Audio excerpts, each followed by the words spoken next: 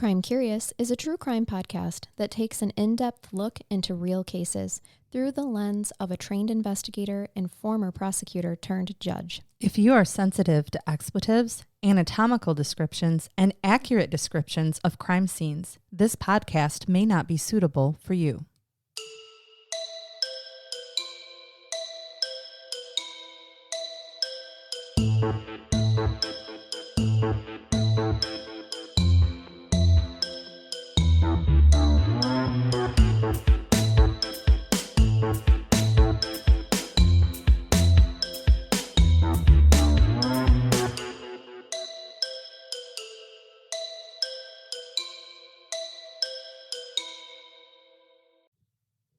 Have you or someone you love been a victim of a crime that's still unsolved?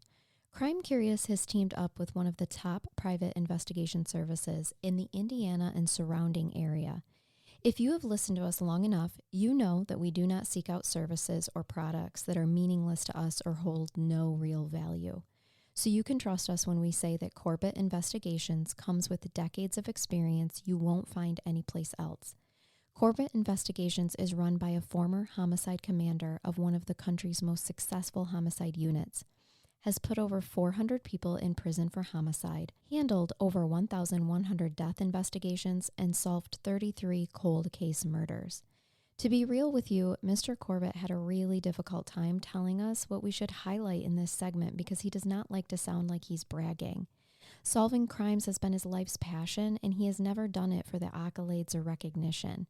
He has a whole team behind his services that help him be so successful, as they specialize in things like blood stain analysis, ballistics, crime scene reconstruction, and forensic pathology, just to name a few. When you contact Corbett Investigations, you talk directly with Tim Corbett. He is hands-on with every case and can travel anywhere that's needed to get the job done. Corbett Investigations prides itself on honesty, truth, feet to the ground, real investigation work, and the strength to stand up to whatever is in the way of solving the crime. Corbett Investigations specializes in complex homicide cases, sex offenses, and criminal investigations that are old and new. Tim and his team have a reputation for finding witnesses and information that others could not. Although we hope none of our listeners ever need private investigation services, if you do, we recommend contacting Corbett Investigations and mention this segment on Crime Curious for a free consultation. Contact Tim Corbett today at 574-229-8115. You can also check them out on Facebook at Corbett Investigative Services, Inc., or their email, tim@tcorbett.org. That's tim@tcorbett.org. Thanks for listening, and now on to the show. Welcome to Crime Curious. I'm Charnell. I'm Megan. We're shaking our gree-gree. All of it. It's shooketh. For good luck here. Before we get started, Megan, I want to give listeners Jen and Kennedy a little shout out. They are local listeners. I went out to dinner at a new establishment that just opened in our area. Yes. I've been meaning to go there. It was lovely. I highly recommend it. But they approached me, and with the help, and this is going to surprise you, of husband Matt. Really? Husband Matt brought them over because and they said, listen. here's some fans. And said it. They listen and they love the podcast. And they're like, well, we don't want to bother you. I'm like, Why thank you so not? much for telling me you love the podcast. I'm here to sign autographs. I was not like that. Yes. But and I do not have permission to share her name, but I also just wanted to throw out there, I don't know if you've been in our private chats that we have today. Even this is, Nope, though not it's today. for our general audience, but B, who has sent us a number of requests and stuff, went through a major medical issue over the weekend and is still recovering from that. And so I wanted to send her our thoughts and prayers and all the good juju and spirit stuff. Thank you, so. because I haven't been able to check that today. It's I'll been a very inform busy, you after. Okay, So, very busy yeah. work day. Yes, thoughts and prayers with you then. And yeah, just, if you see us out and about, I do love hearing. Come say hi. Yes, I love it when people say that they like our work. I know you're going to find this hard to believe, but with what I do, when people approach me to say things like that, it's a lot better than the usual reasons that I get approached. For real. For Exactly. real. That's For why real. I like this one. I know. Yes. Oh, I know you. You took my kids. Yeah. Yeah. It's a way different, It sure warm is. feeling. But I also just loved that, husband Matt doesn't listen, but he Right. still supports us in his own way. That Sure was does. sweet. That was sweet. So I'm going to tell you about a case today that is a pretty good example of, I don't know, when obsession goes wrong in all the ways it could go wrong. Okay. Yeah, we have a narcissistic, obsessed abuser case for you today. And it took place in Tampa, Florida in 1983. Okay. Good year. Was it a good year? It was. It was for me. It's a vintage Florida year. Came out of my mom's vagina that year. Excellent. And why do my It's a good year children for all of always us. walk in when I'm saying perverted things? Right. Hi, I don't son. know. It is just my luck. I'm going to leave that in too. You guys should know that we're just two real life gals here. Talking about vagina. Yeah, independently producing our own podcast. So here we are. This case isn't one where I can give you a lot of details on the individuals who are involved on their life before the crime. It's just not readily available. But I feel, Megan, that a lot of times we are here to give a voice to those who can't speak for themselves anymore, and just remember that they existed even without all the childhood details and the deep dive that we are typically known for. So I don't think that we should shy away from Covering those? Yeah, covering the cases Agreed. that maybe aren't going to be as in-depth. But I want to start with George O'Neill of Tampa, Florida. George was a hardworking man, and he falls in love with a woman named Martha Leathers. Now, Martha and George end up being in a long-term committed relationship, but they didn't ever marry. I see a lot of those. Absolutely. As a matter of fact, they have 5 beautiful children together. Okay.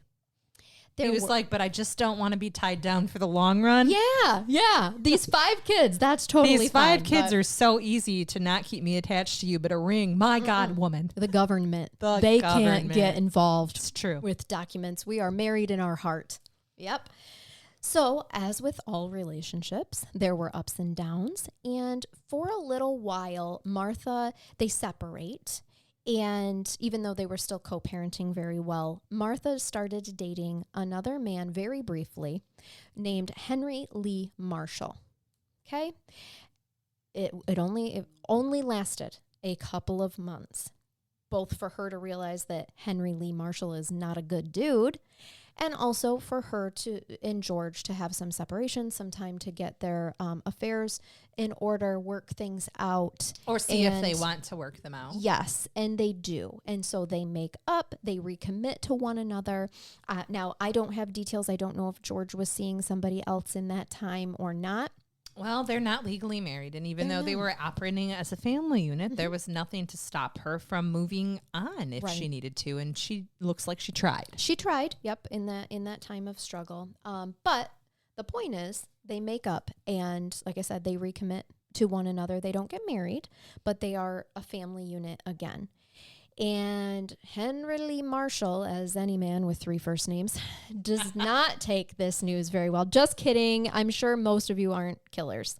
A lot of you are, though. A lot of you are. It's a little bit of a red flag when a man introduces himself and goes by 3 first names. It goes off the alarm in your brain, and you're like, can you talk to me about your last few relationships? It actually came up at work the other day, and I was like, yeah, I've got you pegged. I know. Right. I know who you are, buddy. No.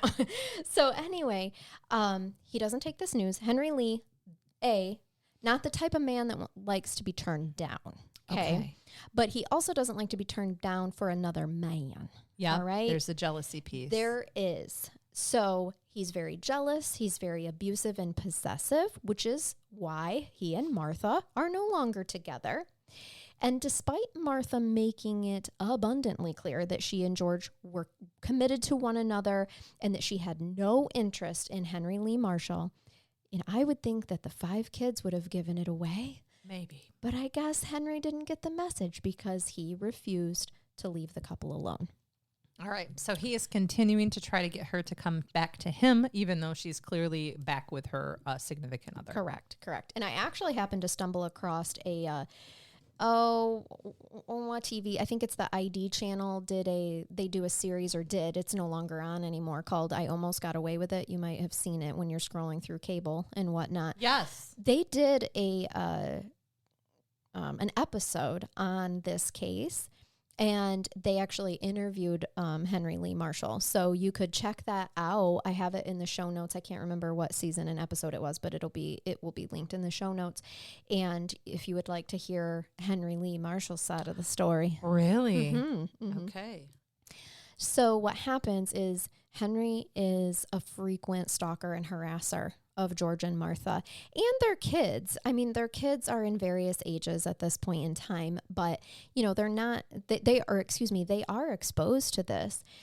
Well, what happens is George starts exchanging a series of verbal warnings to Henry to say, stay away from my woman, right? We got the peacock feathers up a bit.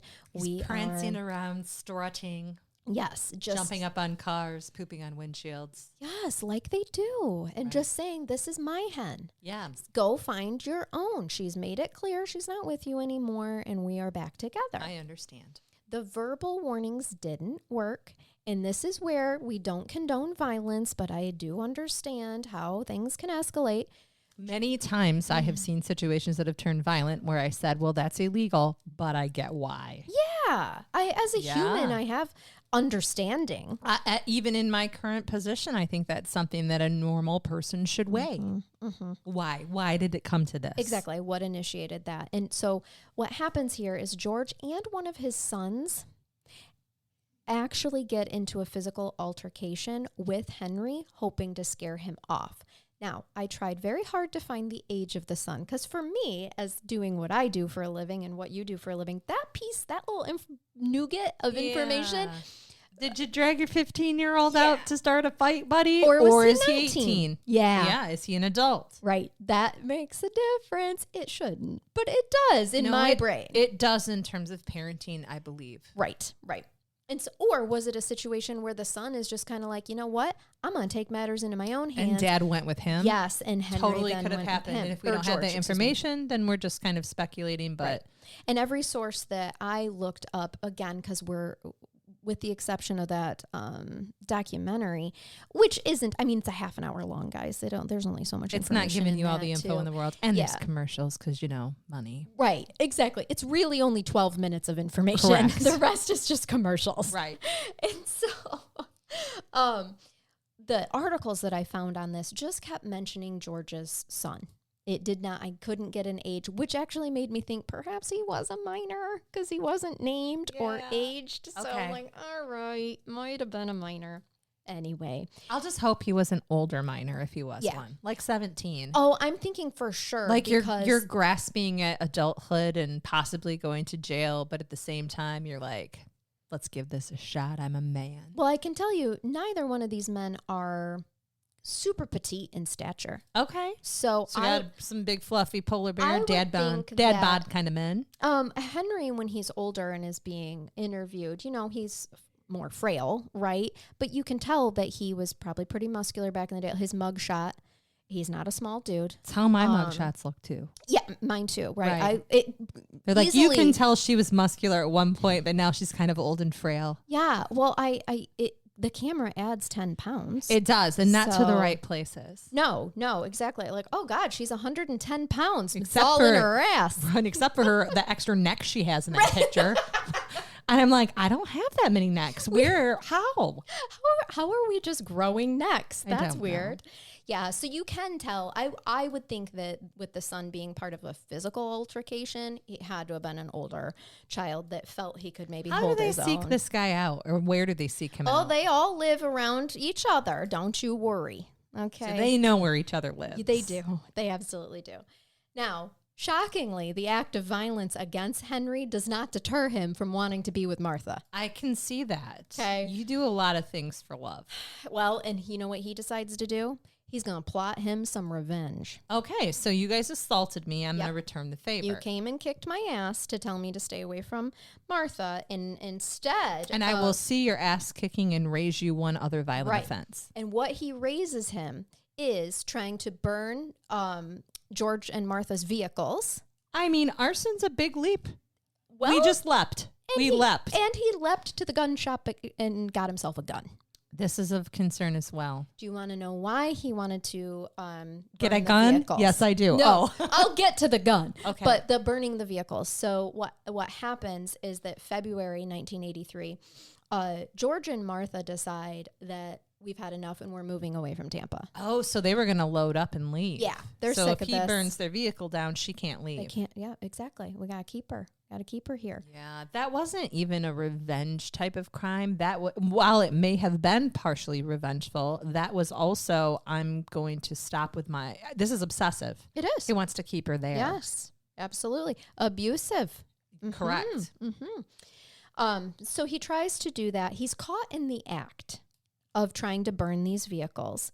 And once again, Henry and George exchange a physical altercation with one another. As to be expected, you try to burn my car down or my Jeep, I'm going to kick you real hard. We're going to throw bows, as you would say. Yes. Yes, I do say that. Yep. And we are going to. Mine are little and pointy. They would hurt. But I think they would hurt and possibly knock an eye out. A testicle at least. Oh, for sure. Hide your testicles. Yes. Yeah. Oh, yeah. I almost just said hide your testicles because Charnell's coming. That's not what I meant. Oh, I like it, though. I think you need a shirt. It's a Monday night. It is. After Feels working like on it a too. Monday, and we sound like it. We do. do. So, of course, Megan, this just angers Henry Lee Marshall even more because he got his ass kicked and he didn't get to burn any vehicles. No, he got busted. He did. So he's decided, you know what? There's only one way that I'm going to be able to keep Martha for myself and keep her from leaving.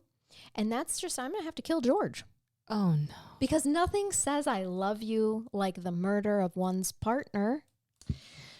I don't feel like he did a lot of research because Google wasn't available in the 1983s. yeah, I feel like if you kill the person she told you she's decided to be with, she's not going to then with open arms say, well, he's dead now. Might as well try this Right. out. I have no other choice then. Must be I have to be with you, Oh, Henry. also, I'll totally forgive you for killing him. The father of my 5 children. Yeah, no. Sure. You know what this tells me? You know, the father of your 5 children could be the biggest egotistical asshole in the entire world and she could move on. And if it was me, I would still be upset if somebody killed the father of my children. Absolutely. Yes, because that affects my I children. didn't want him anymore, but Right. he's my children's Absolutely. dad. That affects my children, and that is not okay. I know. Carry on. So here we are. It's February 1983, and George Raymond O'Neill, who was 35 at the time, was sitting inside his car outside of what was called the Blue Note Bar that is on the corner of Nebraska and 3rd Avenue. Where are we again? We're in Tampa, Florida. Okay. The Blue Note The Bar Blue sounds Note Bar. familiar. Oh, Okay. God. Well, you weren't there in 1983. No, if I was, that was terribly inappropriate parenting because I would have been 5. Right. Your mom listens to this too, so I know she's going, you weren't, Megan. No, but I maybe know I later wasn't. in life. Yes. About 7 p.m., a man approached the car and began shooting George O'Neill with a .38 caliber handgun. Now, miraculously, George actually tried to escape. He shifted the car into reverse. Henry kept shooting, but he was at least like able to get it in reverse. He's trying to escape and He save was. his life. And then he actually fled from the car as Henry kept shooting. He was wounded. George was wounded in the chest, the arm, and in the buttocks, which for me is the most, as you're trying to run away. I mean, he Forrest Gumped him, right? You're not going to bleed out usually from your ass injury, but No, but he's running. he's running. He's running. So I imagine that had to have hurt like hell. And slowed Aside him from down- the chest and slowed arm, of him course. down. Yes, absolutely. He made it a half a block before collapsing. And this was so sad, Megan. He actually died in the arms of a stranger who was just passing by. Can He you ran right imagine? into the arms of a stranger. And you're out enjoying an evening walk, or maybe even headed to the bar yourself to grab a drink, and instead a man dies in your arms. Yep. It's a February in Tampa, Florida. You're excited that the weather is only nice where you're at and it's crappy everywhere else. And here is this bleeding man who just dies in your arm. And terrifying that he probably is evidently shot. So Yes. a bleeding man dying in your arms who's clearly been shot. And you're laying there holding this guy, looking around going, Jesus Christ, who am I shot at next? him. Yes, exactly. Is the person still following him? Correct. And it is very, it's his arm, it's his chest. So yeah, he would be obvious wounds. And this person, just described as a bystander, actually was ministering to him, was trying to soothe him, was trying to keep him alert. And miraculously enough, George was able to whisper Henry Lee Marshall's name before he died. Oh, God. So this person knew, he gave that information to the police. Now, at this point, I'm sure it comes as no surprise when I tell you that Henry Lee Marshall fled, but the police have his name from the person, the innocent bystander here. And what's interesting to me is that Henry Marshall had no prior criminal history up to this point. So either you've been off the police radar for this long, for about 35 years. Yeah. Or you just really escalated so much from no criminal history to murder? Obsession does crazy things to Yes. brains, Charnell. That is how I started this case, by letting you know it was obsession gone just completely wrong. And it has to be, and I think you've made it pretty clear from her attempts to end the relationship and how it's escalated. This man could have had a completely crispy Krispy crisp and clean is where I was going, but Krispy Kreme came out. Okay. A crisp and clean. Do you have any donuts? It sounds amazing It right does. now. Okay. Yes. I'm Krispy sorry to Kreme, make light of sponsor it. us. Right? But that's exactly what has happened here is he has had a break, and I'm not saying that means he's incompetent, but he's had a break internally where he is involved in this obsessive love that he is not going to make normal, rational decisions, including other people's lives. Listen, Martha was on that documentary, and she was a lovely woman. I could see why it would be hard to let her go. But this isn't okay, dude.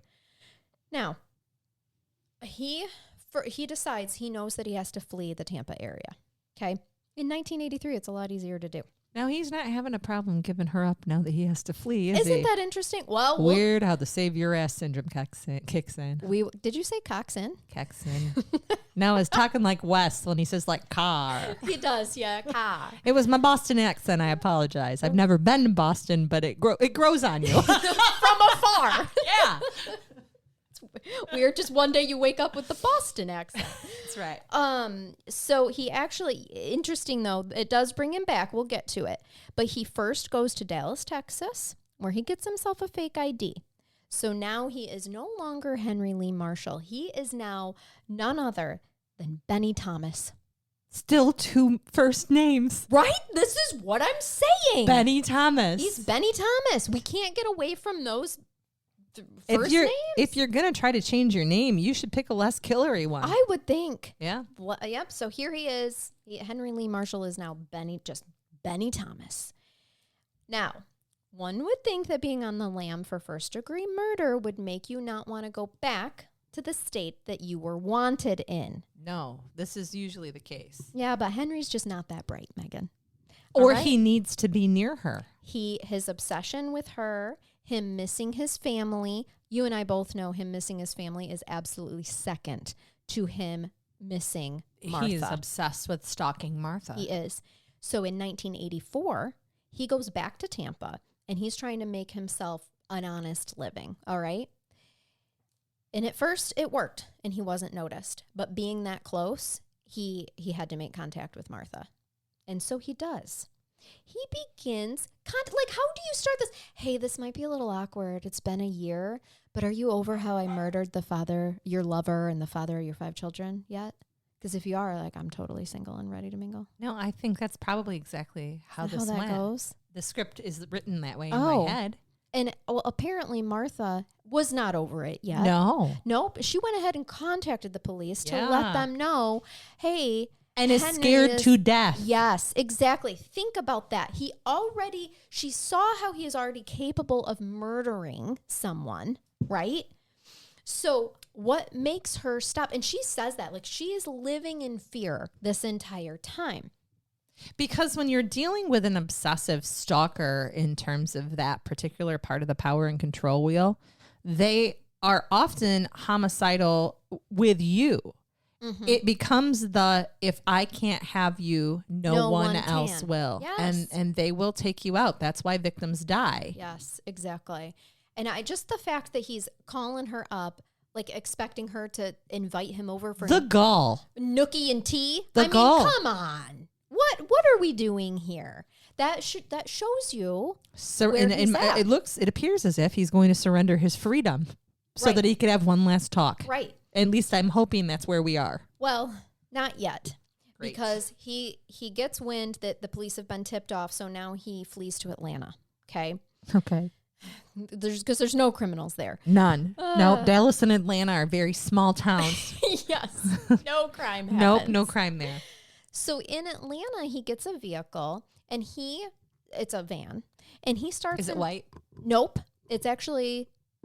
You actually know the color? I don't. I shouldn't say that. I do. No, because I didn't ever see it written. I was being an asshole. I thought maybe it said like free hugs on the side of it or something. There is something on the side of it, and we are going to get to that. It's like you know what are in my notes. You predicted him going back to Martha. Now you know there's something on the side of his van. It does not say free candy. It's not my first day. Or hot tacos. I know that's these what offenders. Would get me in a They're van. for sure.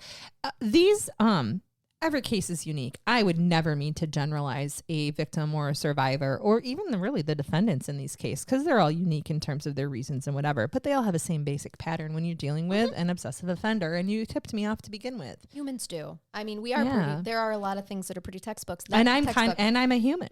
And I also do human things. There's a whole DSM about how textbook human and the mental capacity of them really are. And their textbook interactions when they're in a particular diagnosed state. For sure. What I was going to say was I thought the van was maroon, but then I realized I'm actually just making that up from the documentary, not from actually seeing it in print. Because they showed a van and it was maroon. Yeah, I don't know that's what color it is. Okay. Did it say like dramatic reenactment at the bottom? Probably. It better have. I'm sure. Otherwise, it is just Otherwise, not okay. I will totally talk about a maroon van in a new case. They'll be like, it was white. It was They'll be like, well, you should contact 2020 then because they didn't say dramatic reenactment at the bottom. Well, and this we do know, Megan, on the side of the van. By the way, let me tell you why he got the van. To live in it. Okay, because it's cheaper. Well, and because it's harder to find somebody who's mobile instead of establishing roots in like an apartment or a home. Definitely. But he also had himself a shoe shining business. That's how he's going to make an honest living. Shining some shoes. In the 80s? 1984. All those businessmen, CEOs, certainly. They go out on their lunch break, have themselves a cig and a shoe shine. Okay. That was hard to say, everybody. A cig and a shoe shine. A cig and a shoe shine. 2 bits. Yeah. And so you know what he put on his van? It just said, shine. Oh, that's it? Yeah, and then he sat and he'd park at a corner on a curb, whatever. Should have said, I'll shine it for a quarter. Say shine. He got different clientele that way. Yeah. So it just said shine. He deserves it. And then that's true. And then he would set up his little shoe shining box and he would just shine some shoes.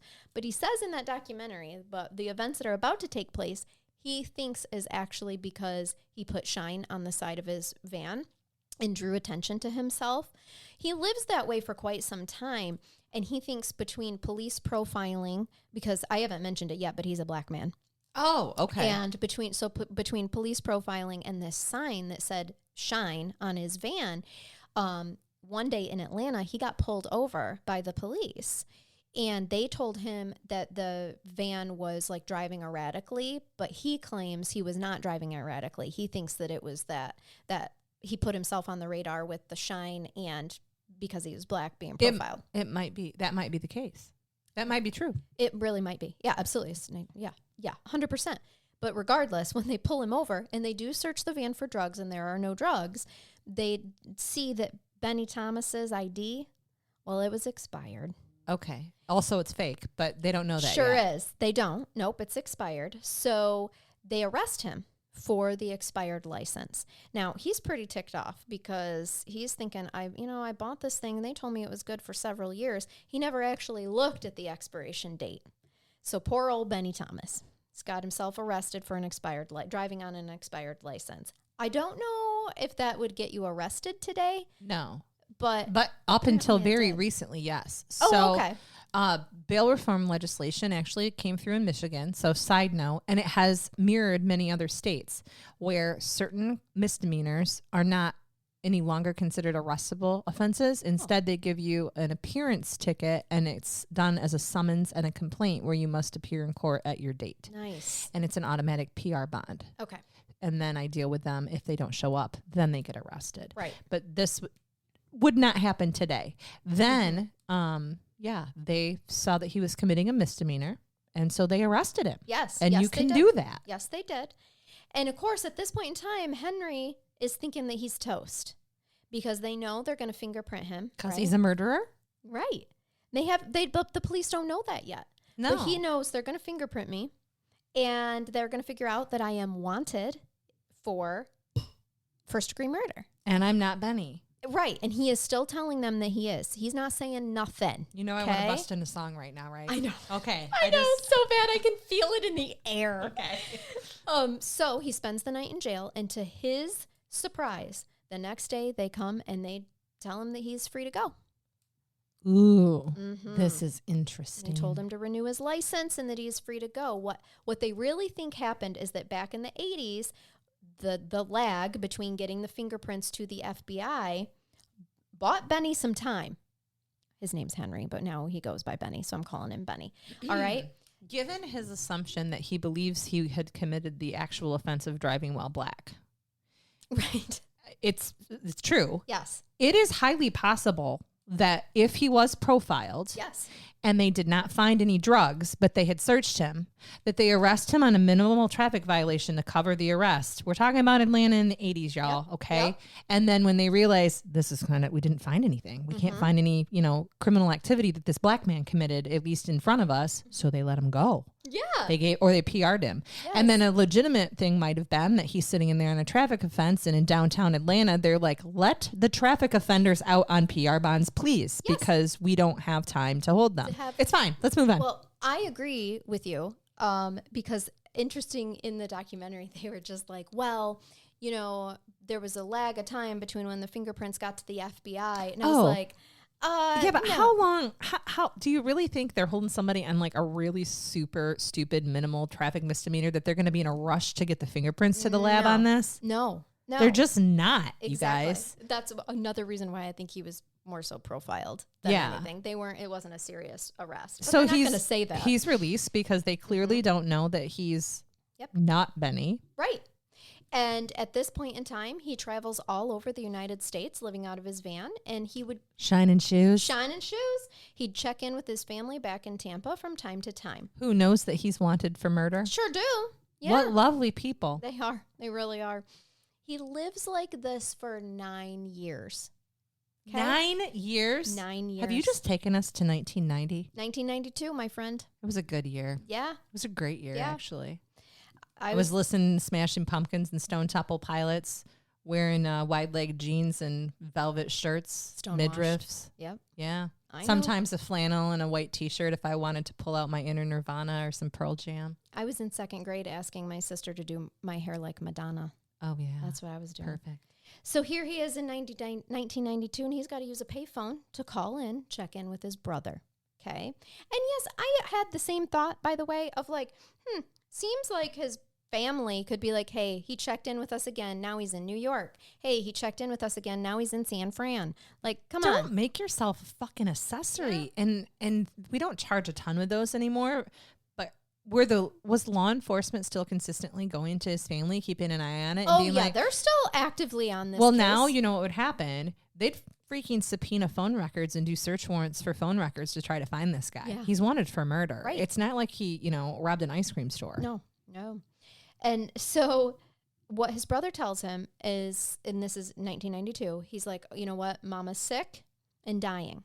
She had a couple of different ailments, but just like that scene in Forrest Gump when Forrest learns his mama's dying and he jumps out of the shrimping boat. Yeah. This is what Henry does. He drove his white shoe shine van right to Tampa. Sure did. Yep. He gets in his van, drives right back to Tampa to care for his dying mother. And for a bit, things are fine. He's still shining shoes on the side. That is also hard to say. Yes, Still it is. shining shoes on the side. And this is what I find lovely about the universe and the way that energy works, okay? Because one day, Megan, Henry Lee Marshall feels that he just needs one more day of shoes shining. Oh, okay. I thought you were going to say he needed to see her one more time. Nope. No. He decides that he needs one more day of shoe shining and he would have enough saved up to leave again when Mama passes. Okay? That's all it takes, one more day. So he's working downtown. I grew an accent too. Tampa?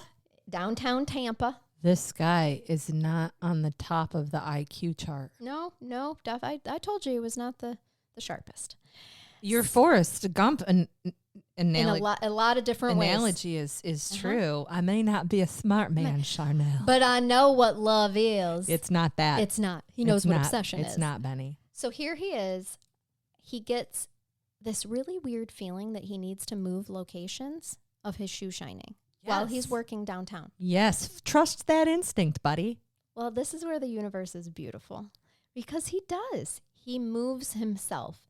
And this is where the universe decided to have him while he's moving to his new location, carrying his little shoe shine box, where he is spotted by no other than Martha Leathers herself. Hell yes, universe. Isn't that amazing? Yes, it is. He felt compelled. He thought he might be in danger, so he moves himself right into the line of sight. Don't you ever wish that somebody who had done you wrong just happens to walk themselves right up to you one of these days or by you so that you can say, hey, come back. Hey, how's it going? This is karma putting us together once again. In our small town, it could happen. Oh, but for sure. Tampa? No, but think about if there was somebody that had wronged you, like an ex-boyfriend from another town, and then all of a sudden he's walking by you in your hometown, and you're like, whoa. Right. Wait. You think you're just going to walk on Thank by? you, universe, for dropping this opportunity in my lap. Yep. And that's what happened. That is exactly what happened. Now, as I said, Tampa's not small. So statistically speaking, this is pretty insane that this happened. Martha had been driving a friend to the bank, and she had just parked and got out of her car when she saw Henry Lee Marshall walking by the car. I mean, it was that divine of timing. She had just parked into a parking space right there on the street. Yes. And he was walking by. Now, I will tell you, she was a little bit hysterical. She's been terrified of him for 9 years, okay? She immediately probably thinks he's following her or stalking her. Yeah, absolutely. So she grabs her friend, they go into the bank, and she asks the bank teller to call 911. There is a murderer on the loose. Yep. So Henry Lee had actually decided that the corner by the bank was a swell place to set up his shoe shining, especially because it was the lunch hour rush. Karma led him there, Charnell. Sure did. Yes. The universe. Yep. And he just needs a little bit more money so he can flee again. And it's funny that you say karma. It's actually written in my notes here. I know y'all have heard of karma. It's just energy, and what you put out comes back to you in various ways. Sometimes threefold, depending on what spirituality you practice. That's right. And this time, the karmic energy of killing George and fleeing came back to him by placing him in the right place at the right time to be identified, just when he thought he was going to get away with it. The police do respond quickly. They surround him while he's shining shoes. They didn't pull up in cruisers with lights a-blaring and giving him the opportunity to run again. Yeah. They surround him quietly from all angles. And actually, it was so quiet that he thinks he's going to explain all this away by being Benny Thomas. He's like, oh, no. He's cool. That's not me. I'm Benny. He's cool, calm, and I'm collected. a shoe shining Benny from Atlanta, and here's my ID. Yep. Actually, his ID is probably from Texas. Yep. Here I am, just a Benny Thomas from Texas, shining shoes in Atlanta. What a coincidence that I look like this killer. He was so calm and cool about it. They actually brought Martha over to identify him. Wait till you take him to the station. Yeah. Well, they didn't want to arrest an innocent man. No, exactly. And good job, Tampa. So they do bring Martha is crying. She absolutely positively identifies him as Henry Lee Marshall, and he is arrested right there on the spot for first-degree murder charges. Good. Now, It took a night in jail, but the jig was finally up, and they let him know that his fingerprints came back positively identifying him as Henry Lee Marshall, and he can drop the Benny, Thomas malarkey. Benny, this is called roll tape. Yeah. We're going to show you these fingerprints. This is not you. What's your real name? Yep. We already know it. But we have to ask you anyway for the record. Yeah. 2 months after his arrest, Mama passes away. Well, I'm sorry that Mama passed away. Yeah. She, raised a murderer, but I don't know how much she had to do with how he actually turned out. He loved Mama enough to come home to say his goodbyes. He did. Yes. And he did miss his family that one time and come back. I think when you're obsessive in general and have those connections. Right. You hang on to him. He does have an issue with hanging on to things. So just before he was about to go to trial for this, he actually suffered a really severe stroke himself. And it delayed his trial for over a year. However, he did finally have a trial, and in 1994, he was found guilty of first-degree murder of George O'Neill, and he was sentenced to life in prison. Okay. And he did, in fact, serve a life sentence because December 21st, 2021, he died in prison of undisclosed causes. Okay. I gave you closure.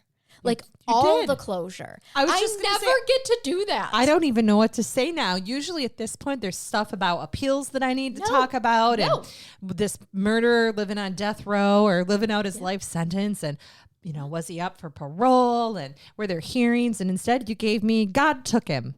Or someone did. Yes, and kept him. It's not like the Anne Green case. Remember where she died, and then it's like, she served her sentence? Yeah, it's she till did. death. She sure did, though. She died, and then she came back. So, yeah. Okay. Yeah, no, the end. Now you know the rest of the story, and Holy I shit, love that I got to bring closure. You did. All of a sudden, my stomach is like... Justice worked. The butterflies left. It took 9 years, and poor Martha and her children had to live in fear for 9 years before they saw justice.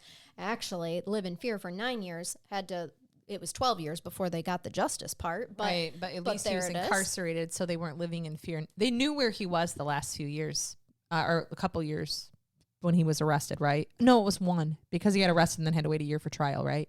Because of the stroke. He had the stroke. Yeah. So but at least, she at least wasn't in fear then, assuming she knew he was locked up. Yeah.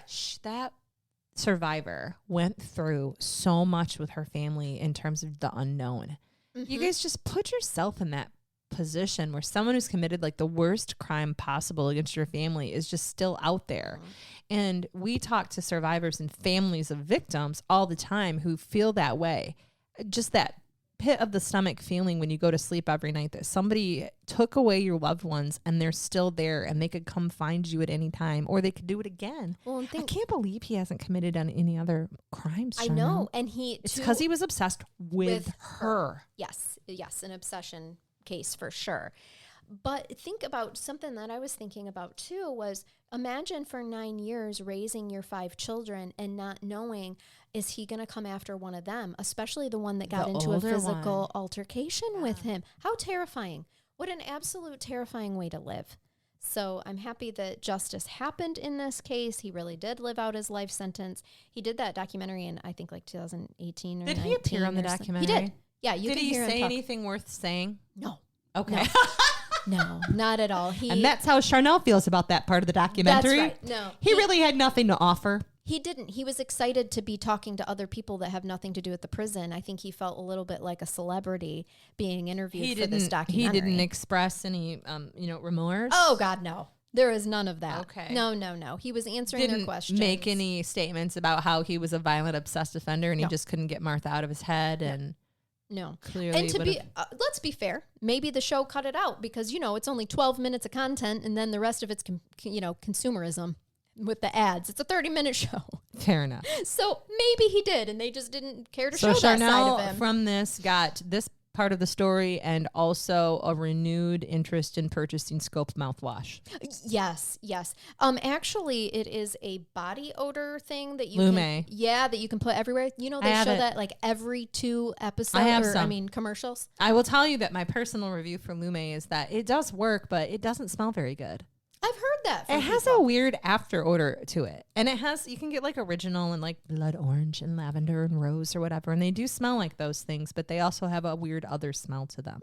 Yeah, no thanks. But it was just, I happened to notice it lately. Yeah. I rarely watch TV, so I'm even more perturbed by ads because they just annoy me. Do you find, and isn't it funny now that doing this, I fall asleep a lot. I know this is really terrible watching like crime stuff. Mm-hmm. I'll just put it on to fall asleep too. Mm-hmm. And if there's one that's really good, I'll wake up. I did one night have to run downstairs and grab the laptop so I could start taking notes at like 2:00 in the morning. That's funny. I was tired. Yeah, I the bet. next day. Well, I was afraid I couldn't find it again. Before we started recording, I think I told you, I happened to just I was just turning the TV on for the dogs more than me because I was cleaning, and I got sucked into it because I was listening to him talk without his teeth, and I was just like, what does this ever got to say? Right. And then I got sucked into the story. I'm like, oh, okay, well, I've sat here long enough now. I think that I should look up some other things and get all the details here and make an episode out of it. And so here we are. This is how this happened. I don't usually cover documentary stuff, but this one, I thought that was a good one. Who is going to cover poor George O'Neill? No one. Right. No one. I bet there's no podcast on George O'Neill. Right. He is worth remembering, for crying out loud. Are you going to bathe us? Oh, I am. From careeraddict.com. Oh. I'm going to bathe you. Okay. Because I typed in embarrassing work stories. I wanted to see what would come up. Okay. All right. As you would expect, and I bet this has happened to more people than just me, because it has definitely happened to me. I love you. No, I don't love you. For this anonymous and ashamed employee, a well-regretted phone call left her humiliated at work. We've discussed this. Yep. Or a text or a phone call. It's the phone call usually. Yeah, because when you're saying goodbye. Okay, officer, I'll talk to you later. Love you. Bye. Love you. Bye. No. Exactly. Don't tell my husband who works with you. He's probably sitting next to me. Right. Laughing. No, I've done it. How many of us have done that? Accidentally said I love you to our boss. Now, this is where it gets even worse. I think I just have like this feeling from this particular writer that this guy was probably like all business, no personality whatsoever, only has missionary sex. I know. Because, those people. yeah. They're not my people, though. She said, oh my God, I didn't mean that. I absolutely don't love you. I mean, I like working for you, but I know you're married. I'm married. I'm not flirting. So please don't report me to HR for harassment. And instead of being a human and being like, no, I understand, he just hung up. Like, give her something, man. It was a total accident. Like, don't be that guy that just hangs up. No, my life would be I would be obsessing about this. Oh yeah, that is so much worse. It hurts your stomach. The hanging up after over-splaining is worse than saying I love you and just you guys, leaving if it you hang know in the air. someone who is an over-explainer when they've done something, at least acknowledge it's okay. Yeah, that's all you have to say. I realize this was an unintended statement you made. Yes. Exactly, because no that's worries. so much worse. But don't respond, I love you too, unless you do. Right. Unless you do. Yes. Which a lot of my coworkers I do. So I get that. But how about this one? This one is a little quirky. We all have strange habits that make our daily lives much easier. But Anderson from Virginia, for example, likes to drive with no shoes on, which is fine and dandy until you realize you're driving to work. Oh, but with no shoes to put on when you get there. Yes. Yeah. See, I take my heels off to drive it. I'm all the currently wearing Uggs. Yes. With a 3-piece suit. Yep. Yes, you are. Yes, I am. Because it's much easier than driving in your heels, I would imagine. Especially, I do drive in my heels, but when the weather is iffy and I might run into any ice, I just err on the side of being Mrs. Rogers. And I take my shoes off and my sweater and I change into my car driving clothes. For sure. Exactly. But apparently this gal doesn't take her shoes, like wear her shoes to the car, which she probably parks in a garage or something like that. Carry your shoes, lady. Nope. So she got to work, and she is actually a psychotherapist, and she had to work so many things all to say. all day, seeing her patients shaking their hands barefoot, which they never said a thing. I wouldn't either. No, me neither. Because I think God bless all of you who are my friends that do psychotherapy. But if I walked into my therapist's office and she was sitting there in her dress clothes, barefoot, with her knees crossed up on her couch, I wouldn't even fucking think anything of it. No, me neither. But you know what? If you walked into a lawyer's office and they were sitting there barefoot, I bet you wouldn't like it very much, would you? Or your doctor. Oh my God. You just put that into a amazing perspective. I would not be okay with a barefoot doctor. I know. Why is But that? is it funny that with your therapist, she'd be like, she's a little weird. I actually know lots of therapists I've worked with that I've sat in their office and they've kicked off their shoes before. Yes. You're so But right. as soon as you're wearing a white coat, when you kick off your shoes and take your coat off and unbutton the top button in your shirt, people get all uncomfortable. And I'm in the stirrups. Yep. That's when I get uncomfortable. And then he says, why don't we both get a little bit more comfortable here? And I say, well, I'm already in the stirrups. So I don't think you can do that for me, but you have at it, sir. Oh my God. You're right. You're absolutely right. Okay. Now this one, I'm going to end us on the toilet blunder. Okay? I mean, it's happened to both of us before. We might as well. Right. Oh yeah. The world does know about my biggest toilet blunder, don't they now? Michael's. Yes. Yes. Yes, that is it. Well, thank you for reminding everyone. We've all been there. And if you haven't listened to this podcast long enough, you're really missing out. You are. All right. It says, ever been goofy and awkward in front of a handsome guy or girl? Yes. Absolutely. All the time. On the daily. Yeah. Yep. This, just for the record, it does not matter whether you're married. If confronted with some human that is ridiculously nice looking, you are going to have a weird adverse reaction. Every time. Oh, yeah. I actually watch women do that with my husband. Really? Yes. You like to watch their like jaws drop and whatever. They do have just like they do a double take and then they're Yes. staring at his stupid eyes, and I mean I love him dearly, but the eyes, man, people have to mention his eyes all the time. They are very pretty. They are. You're so sweet because I was just being narcissistic. I'm like, yeah, I see men drop their jaws at me all the time. For real, it does. It does. I'm kidding, but I do often get it not so much as, oh my God, you're so gorgeous, but more along the lines of, oh, you weren't what I expected. We talked about this with my position I get anyway. that too. Yeah. Like especially in the summer, and I take my blazer off and I'm wearing just a shell or a tank top because what do I have that a lot of judges don't? The tattoos. A lot of tattoos. They're gorgeous. So yeah, here I am covered in tattoos, wearing a Rock Band T-shirt that I had underneath my blazer and robe, and they're like, oh, you're the person I need to talk to about Bond. Yes, Mr. And this Attorney is from why Detroit, You don't wearing your $7,000 3-piece suit. right. And this is why we don't judge a book by its cover. No, For no, sure. you should read me from front to back. But this I could actually. This particular person apparently gets very awkward during when confronted with a handsome guy or girl. Okay. All right. And so she starts this new office job, and she said she writes from blushing and stuttering every time this her new boss spoke to her. She was saying like yes in a high pitched tone or just being totally that's awkward. so Okay. awful. It's her first day. She's sweating every time he, comes near her. Just when she thinks things can't get worse, she goes to the restroom, she opens the door, and inside, doing a very evil smelling number 2, was none other than her handsome boss, red-faced at the sight of her seeing him. Oh my God. She walked into the wrong bathroom. Oh my God. But he didn't have it locked. Apparently not. Apparently not. Could you imagine being so nervous all day about this good-looking guy talking to you, and you know that you're effing it up And every you walk in time? and taking a shit. I just no. How do you ever look at each other in the face again? Never. You never do. You don't. Or it's one of those situations where they're married 10 years later. It could go either way. This is possible. But, yeah. Yeah. I don't know that you feel any cleaner after that story or all those stories. I don't. But So nothing like that has happened to me.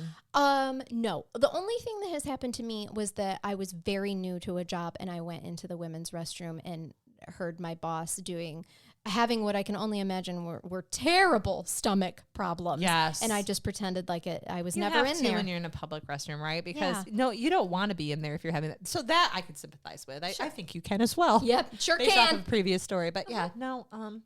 But never this, like walking in on another. I've never walked in to the wrong bathroom. I say that now. Stay tuned. It'll happen now that I've put it out there, everybody.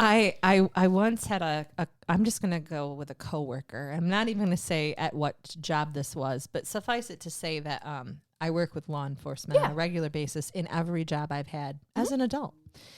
And in one of these employments, a police officer came in and it was a duo. And both of them were incredibly good looking, but one of them was so good looking that it would be one of those situations where one might have a hard time talking to them. Okay. And Officer Cutie Pie. when this, and when this person would come in, all of a sudden my area of my office would become very popular with people needing things. Okay. And one of the females, who's pretty outspoken, but not enough to be outspoken in front of him. Like, she would turn red and stuff if she was around him. She would usually wait until he left then to say something. Well, they had been in my office for a legal reason, and then had presumably left. Oh. And she came up to my office door and walked in just enough that she said, "Oh my God, every time he comes in, I need to go home and change my panties." No! As Megan! He appeared behind her, also red-faced, and said, "Thanks for signing that for me. I'll see you soon," and left. And her everything melted. I watched her actual eyeballs melt off her face onto the ground. I would rather shit in public where people could see me than make that statement and have the person hear me. I don't know. That one is. I don't know. That one's. Yep. It was one of my favorite moments because it didn't happen to me. Right. Because those are statements we have made before. It could easily happen to us if you're not careful of your 100%. Surroundings. Absolutely. Oh, no. I love that. Yep. Oh, well, thank you guys so much for hanging out with us today and for listening. We just really, really appreciate it. And if you would like more of us, join Patreon. The link is in the show notes, or you can Google it. We have it on our website. Our faces are there, too. We're going to get an updated picture at our Kappa Ball, Child Abuse Prevention and Awareness Ball. If we can find one that makes me look slim. We'll get a good one. Okay. You always are looking gorgeous. Thank you. If for local listeners, if you would like to come to the charity event. There are a few tickets left. But Child Abuse Prevention and Awareness, near and dear to my heart. I've been doing this ball for, and this is the 8th year. It's actually the 9th year, but COVID fucked up one of them. And but I'm also really excited to get it over with. I bet. Because I'm exhausted. I know. It's exhausting to me. It is, but it's a lovely time. And so if you're local and wondering about it, come join us, have fun, say hi, all that. All right. And until next time, everybody, we hope that you keep listening. Keep it curious. Bye-bye.